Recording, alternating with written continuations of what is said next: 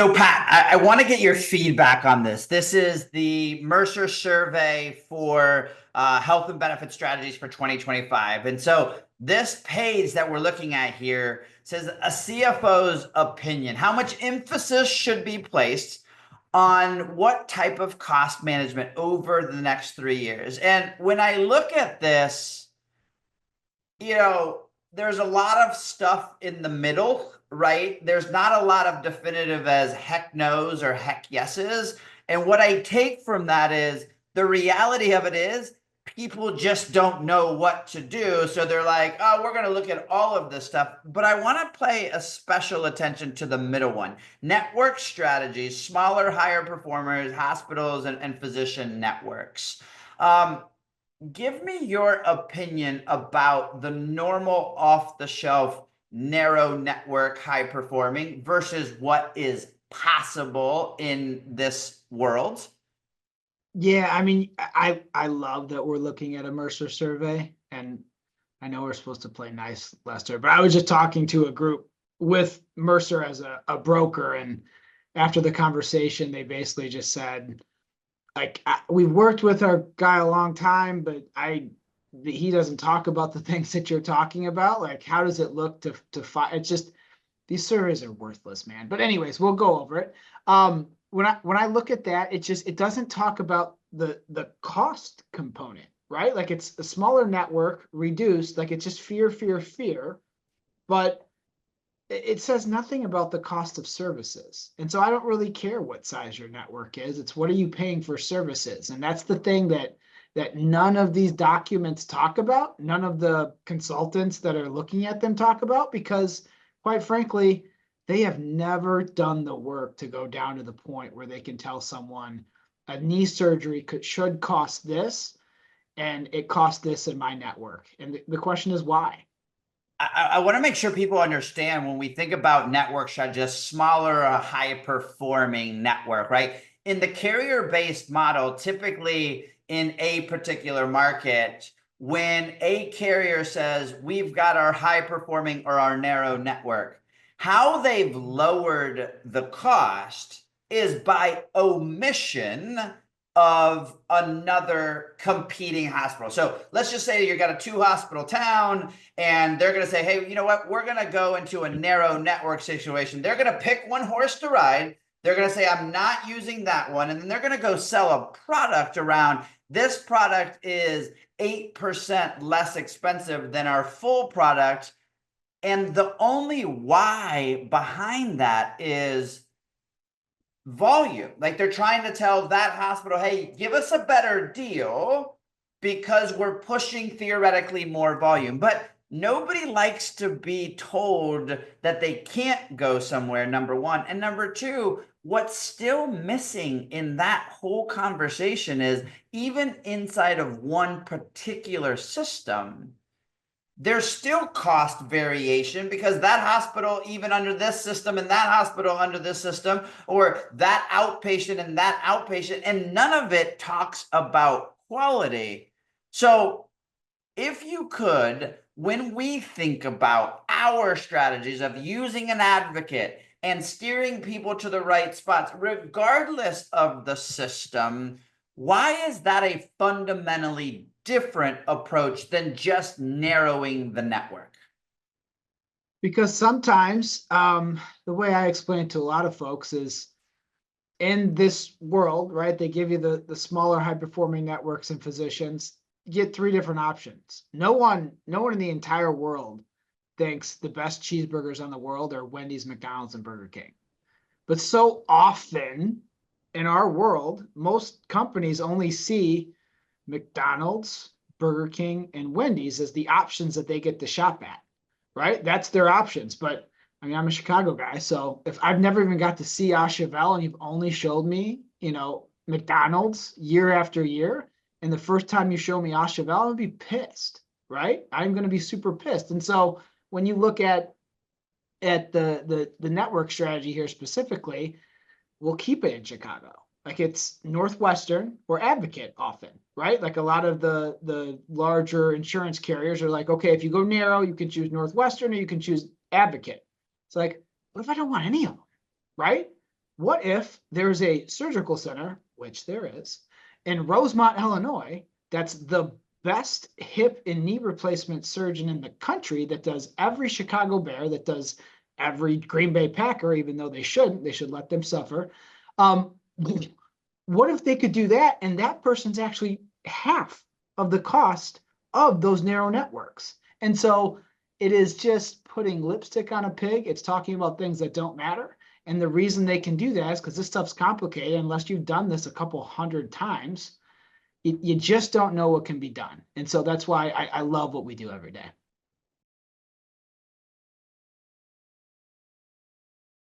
This is an interesting slide, right? Because it's saying, hey, how likely are you to shift cost to employees in 2025, right? So what's interesting, I have to assume, is that this survey was given, the employers that answered this were not sitting right next to the renewal that they just got, right? This was like, I understand that an employer's perfect thought would be, we don't want to pass on any other cost to our employees. But when you think of this right here, 37, 10, and 18, let's call that what, 47 and 8. So this is 55%. Over half of the people are either saying not very likely, not at all likely, or don't know if they're going to pass on costs. What is missing in this example is, what are you going to do about the increase? Because last time I checked, very rarely are increases coming out negative or even tolerable. When this lack of the information to surface this happens, how would you advise an employer to look at the results of this and start thinking? Well, just like you look at this screen, I think about the effort that went into producing this content, right? The person who had to think of that question, that went to every employer to ask it, then to come back and put the data in front and put it in a usable manner. And it's 100% worthless. Like, who is going to say, yes, I would like to kill my firstborn son, if you go up to and ask them, right? Like, Right. that's essentially what we're doing here. And it just goes to show how not real and now how unattached the large insurance industrial complex is to like real people every single day, because they don't know how to get real with people. The interesting part, I look at this up here, is in this blue, right? As we've noted in the survey reports, it's a tight labor market and concerns on healthcare affordability. But very rarely, at least on this and the strategies that we've seen, are, okay, we understand that there's a tight labor market, but what are we doing about it? Because giving them, back to an analogy you used, if the major carriers and the normal options off of the shelf are what's being provided are McDonald's, Wendy's, and Burger King, and that's all you see, well, it's great that you want to give somebody the right nutritious food to have a six-pack later, but if those are the only options, those two things don't correlate. So if you had to give one piece of advice to be able to accomplish what this page is trying to do, I do not want to pass on cost to my employees, what is one piece of advice that is a first must that somebody needs to look at? I mean, it's the principle we build every single THB plan on, right? And that is, we live in a country where the healthcare system's like a used car market. That's what it is. And so if you walk into a used car lot and you have never bought a car before, you're going to get taken advantage of. And so what I would advise every single employer is to give your employees a resource to not get taken advantage of. They need a mechanic to follow them to the used car market and make sure the transmission's still kicking. And in healthcare, you need the same thing. It's why we build our advocacy model.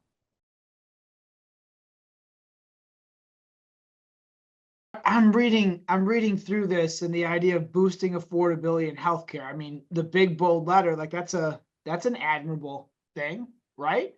But as we look through this, the overwhelming feeling of how they have not been able to disassociate healthcare versus health insurance is just all over this page. Like, what's your thoughts on this? Yeah, I think you hit it right. Like healthcare and health insurance are two totally different things. So you can't pay less for healthcare until you start paying less for healthcare, right? And so, in another episode, we were talking about your daughter needing an X-ray and that you paid, less than $100, but an employee at a firm that you were doing an open enrollment for, they paid $600, and it's both of them an MRI or an X-ray, right? That is paying less for healthcare because you paid less for healthcare. That has nothing to do with the insurance. That has all to do with the insurance. So when I look at this, I'm like, okay, things that people want to do. They want to help employees keep more money in their paycheck. So they're going to offer a free employee only coverage. Well, isolated by the self, to your point, you used a word admirable. That is very admirable. What they didn't actually talk about is what's the actual deductible of that plan? Because if your average employee is making $50,000 and there's a $7,000 out of pocket max, those two things, it's like, great, I have healthcare coverage. I can't even afford to use it. And how many employees, tight labor market, have spouses and kids? So they're free coverage over here, but then they pass on 100% of the cost to the family, making a family plan, $2,500 a month, almost unaffordable, for an average family. But Lester, Then that second bucket, they're going to give you $500 in your HSA account. I was literally going there too, right? So then it's okay, make a larger contribution to lower wage earners. So, when you think about that, again, you give me $500, you give me $1,000, you give me $2,000. And you tell me go be a better healthcare consumers. If you never gave me the tools, the advocate, the technology, whatever it might be, to understand that MRI, let's go back to your example, actually, that x-ray is $100 and that x-ray is $600. Yes, you gave me $1,000, which is up from 500. And so yes, that covered that. But man, if you gave me the more money on the HSA and you gave me more education to know that I can get $100 x-ray over there, of that extra money, I just kept more of it in my paycheck. And then the two bottom ones here, removing financial barriers to seeking care. I absolutely love this. However, unless your plan is structured that the insurance company isn't the person that is dictating how much you pay for healthcare, because what happens today? If I lower the deductible, I increase the premium that's being paid.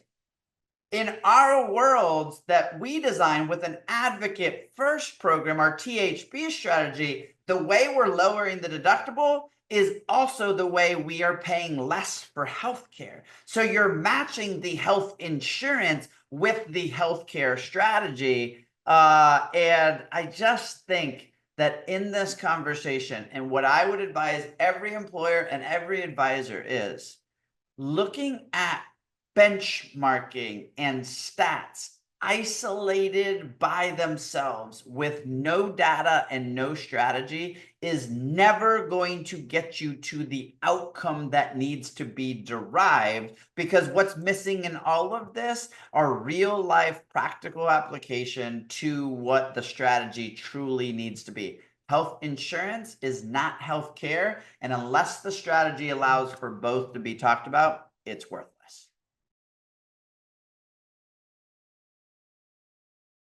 So Pat, I think this is our fourth kind of page we're looking at here on the Mercer 2025 strategy benchmarking. And I've got two things here. Number one is they're talking about networks and alternatives and high performing and optimization. And are they getting traction? I want to go two things here. And they're probably the same thing, so I'll just say it in both. Number one is, no matter what, this survey is saying that even in the best case scenario, 75% of employers are not considering a different network strategy. But as I look at this as well, the highest percentage of something is the brand name. Now, I get that, to use a phrase of our generation, nobody ever got fired for hiring IBM. I get as a real thing. But why is it that 75% of employers are not even considering something that, as we know, a network strategy and getting people to the right spots and direct contracts and bundles and all the things we know are possible can drive significant results? Why is it that more employers are not even considering it? They aren't told about it, right? Like they don't actually even know. I mean, so it is kind of wild. 25%, that means 75%. I love how you put that. Yeah. I mean, that means 75% of the folks are not gonna do anything different, right? And we are at a point where health insurance is over $2,000 a month in family premiums, and for the most part, every family in the country can't afford this stuff, and no one's even considering doing something different. That is super sad. I, the thing that caught my eye, man, is I was looking at number 4, and I love how it went from 7 to 18%. And I was just thinking, how much did Surest have to pay to get on this survey? Right? Like they did a great job of showing this, and I'm sure they will leverage it in all of their national marketing. But one thing I take a little bit of hope with is that second bullet, the 2 to 11%. That's a big increase, right? Like at any point, I can feel a little good about it, because if this survey had anything that we do on a daily basis, it would be that point number 2, right? The idea of looking at independent vendor specific strategies to kind of help and reduce the costs and frequency of healthcare claims.